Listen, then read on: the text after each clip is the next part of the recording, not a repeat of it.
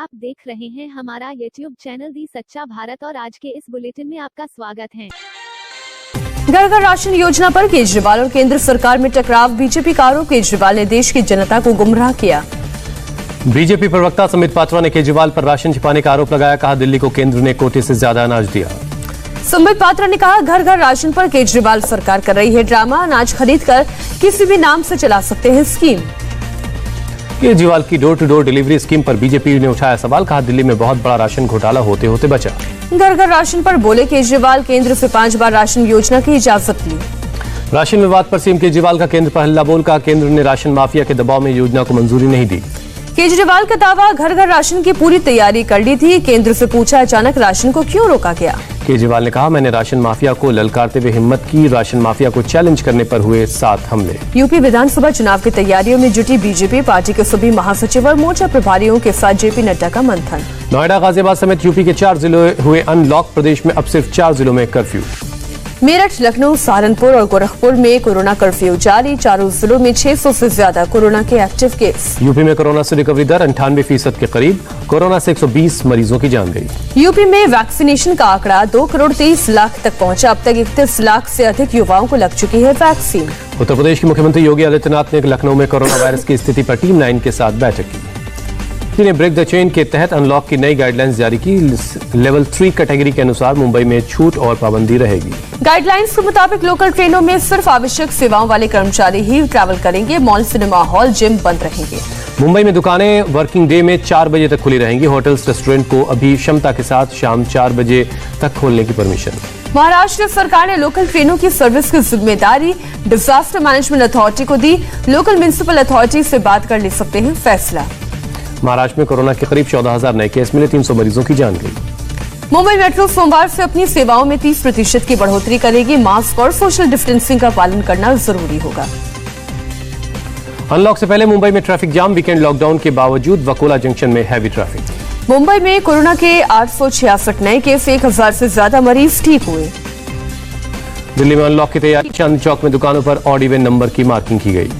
दिल्ली में कोरोना के 414 नए मरीज सामने आए, 60 लोगों की गई जान।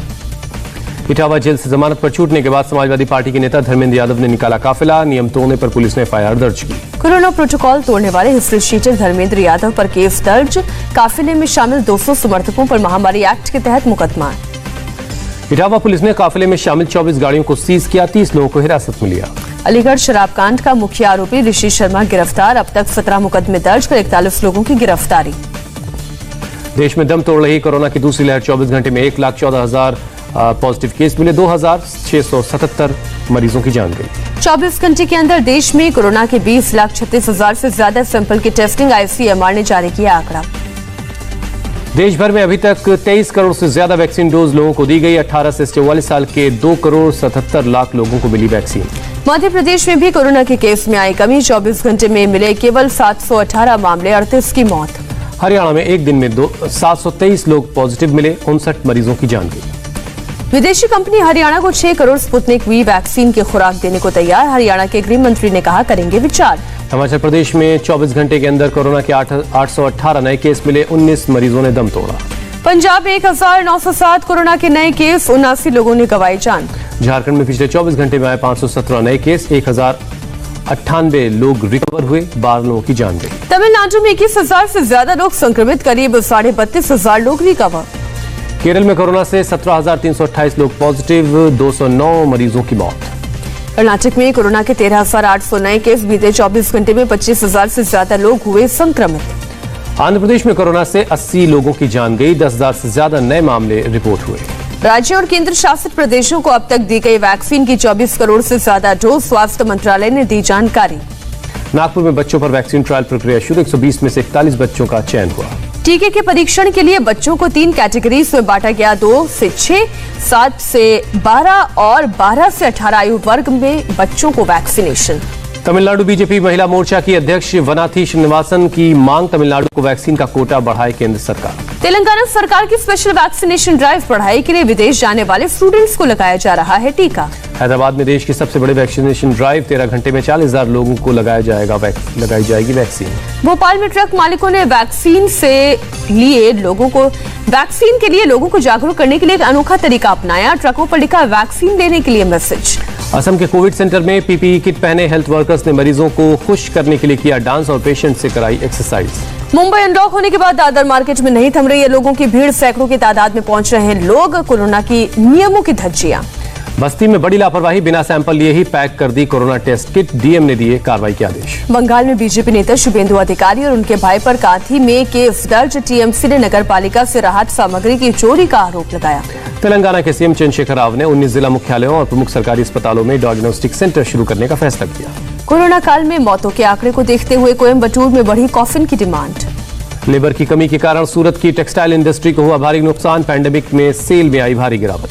छत्तीसगढ़ के सीएम भूपेश बघेल ने किया CM tree plant promotion scheme का उद्घाटन। वीडियो कॉन्फ्रेंसिंग के जरिए मौजूद रहे। कोरोना काल में शिरडी को 83% दान कम मिला, लेकिन सेवा में कमी नहीं। 7,000 से ज्यादा मरीजों को ठीक किया। मेरठ में कोरोना महामारी के कारण फूलों का कारोबार ठप हुआ। कोरोना काल में शादियों की गिनती में गिरावट से फूलों की डिमांड घटी।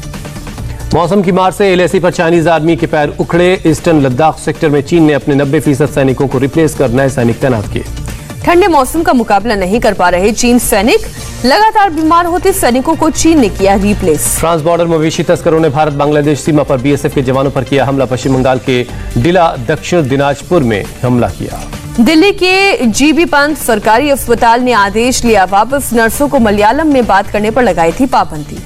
अस्पताल के आदेश पर राहुल गांधी ने जताई थी नाराजगी। कहा मलयालम किसी भी दूसरी भारतीय लैंग्वेज की तरह है, भाषा से और ऐसे ही नए अपडेट पाने के लिए द सच्चा भारत चैनल को सब्सक्राइब कीजिए। धन्यवाद।